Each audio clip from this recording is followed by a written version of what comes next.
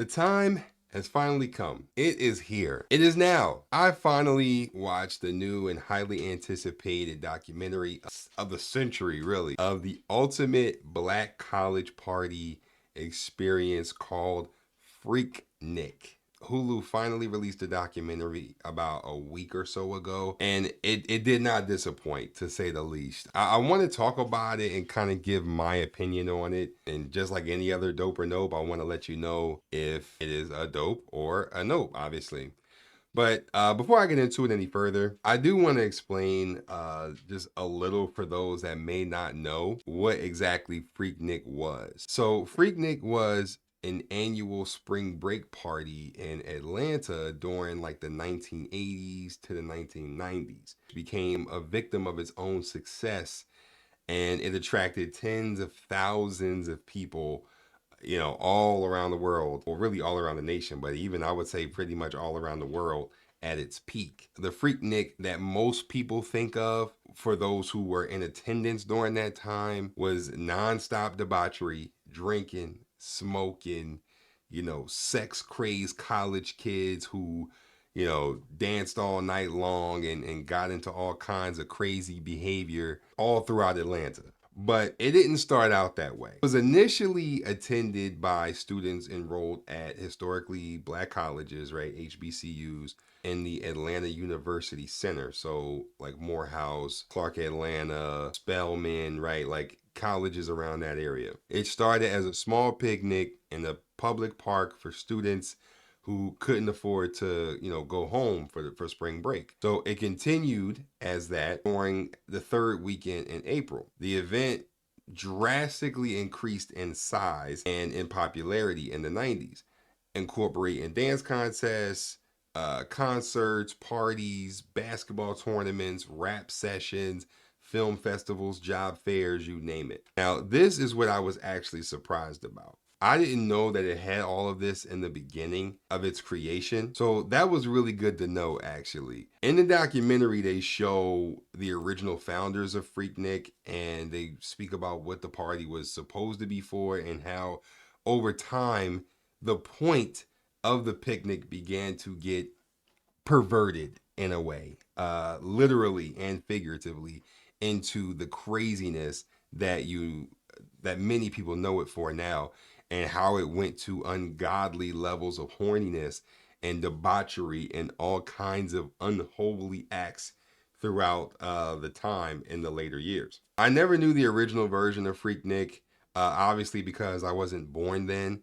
But it was nice to know that. The documentary had a few stars from Atlanta and other southern cities kind of speak about the history of Freaknik, like Jermaine Dupri, Uncle Luke, CeeLo Green, and 21 Savage, right? Rashida was in there too, for those that know who she is. Love and Hip Hop, y'all know who she is. But 21 Savage, although I don't really know why 21 Savage was talking about Freaknik. He's around the same age as me, and I know damn well his ass wasn't going to Freaknik, so he wasn't there. So I don't know why he was talking about it. But in the beginning of the documentary, you do see that he did throw like a Freaknik inspired birthday party for his 31st birthday. So I guess that was the reason he was in this. But overall, those were some of the big names that were kind of talking about it. Now, this documentary had the internet and even the real world shook when it was announced that this was even coming out. Like before it even was placed in front of our eyeballs, people were shook, man. People were shaking in their underwear when they heard. Like there was a legit fear coming from the older generation of ragers out there. There was a genuine uneasiness. There was a scared undertone that, rewinding the tapes from that time could embarrass a lot of professionals and public figures in the area, and just, as a whole, especially if they were black. It would have definitely embarrassed them, they felt, right, if it didn't just outright end their careers. A judge and politician were among 5 women who actually sued to stop the documentary from airing. Like that's how scared a lot of people were. Even the director of the film was shocked at the fact that people were so up in arms about it. Like even he didn't understand what all the smoke was about. I mean, people were outing themselves left and right. I mean, there was a woman on TikTok, that was, basically telling on herself. And I mean, there was just, I mean, people's parents were just ducking their heads in the dirt, and just, I mean, there was so much fear going on when they said that they were going to make this documentary. And honestly, I believe that it was a lot of that fear that made people want to go and watch it, because they were like, well, damn, what the hell were y'all doing back then that y'all so scared? Anyway, I believe this documentary did a good job of not only showcasing the bad of this party, but also shining a light on the good, right? And how Freaknik was something that helped to put Atlanta on the map. Prior to that, I mean, people obviously came to Atlanta, but it was something that, Atlanta wasn't really the place that it's known for now back then, right? Freaknik was definitely something that helped to put Atlanta on the map. It was that perfect balance of ratchet but also educational, okay? Sort of like having a sex on the beach cocktail, right? The name sounds crazy, but it was done tastefully, okay? I can only believe the producers and directors had to sit through thousands of hours of footage from years worth of Freaknik parties to come up with this project. And I think, considering that fact, the most of the footage gathered from the time was like 480p, because everybody was walking around with these big ass fucking boombox camcorders shooting in fucking 48p pixelated footage. I think they did a good job of rendering the footage to make it watchable. From what I saw in the film, you get the booty shaking, you get the dry humping, and the occasional camel toe.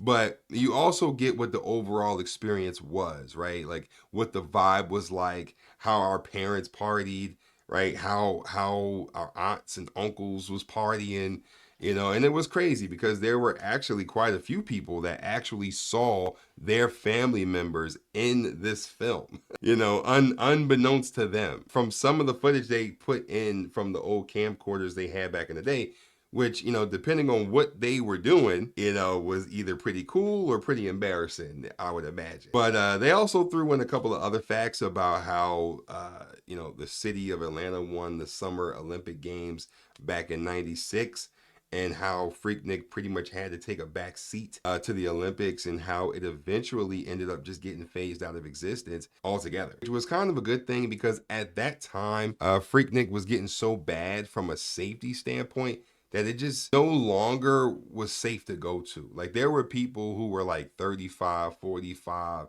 and even older, who were going to this party trying to hit on college age girls, right? There was even a few assaults that ended up taking place during this event in the later years of it, which they do speak about in the documentary. It just wasn't safe after a while. And, they talked about how the traffic was so bad that, because there were just there were just tens of thousands, hundreds of thousands of people coming to the city of Atlanta.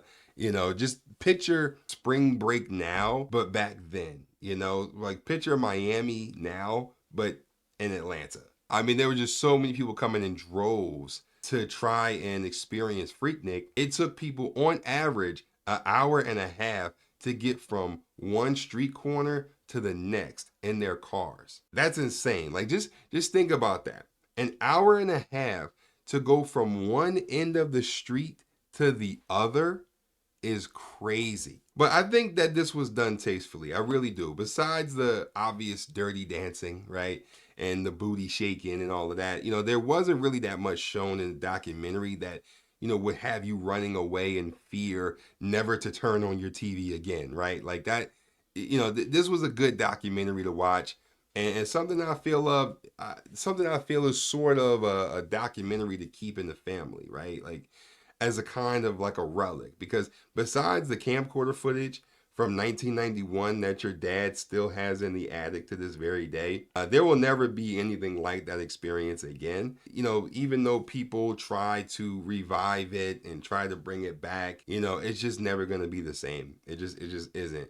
And to have something like this come out and showcase what HBCU life was like, was sort of like back then, and how the generation before us partied, is priceless, honestly. It really is. I mean, there really was nothing like it. And you know, for those of us in the black community, okay, we have always heard about Freaknik, you know, growing up, you know, especially if your mother or your father or anybody that you know you know, was from that area, or they were in a fraternity or sorority or, you know, any type of group of that nature, then they most likely went to Freaknik, you know, and I even asked my own parents if they went to Freaknik, you know, I asked them, you know, now of course they told me no, but you know, I did throw it out there and I asked, you know, and I think a lot of people did, you know, from it, that was the main question that was sparked from this documentary. I mean, if you as a parent, if you decided to want to tell the truth, then, you know, there you go. But I feel like a lot of parents probably told them, no, we didn't go. But, you know, it is what it is. Overall, do I suggest this? I do, right? I give it a dope rating, and I definitely think you should give it a watch if you haven't already. I'm not gonna try to go too much into detail with stuff. You know, I definitely wanted to kind of keep this, you know, kind of broad, you know, and not really give away like, you know, a bunch of just crazy spoilers or anything. I mean, not that, you know, there will be spoilers, but, you know, I really do want you to go watch it, and I think that it would be really dope. Yeah, you know, just give it a watch if you haven't already. But other than that, man, you know, that's all I got for this video. I just want to kind of give my 2 cents on this whole thing, but that's all I got for the video, guys. Peace.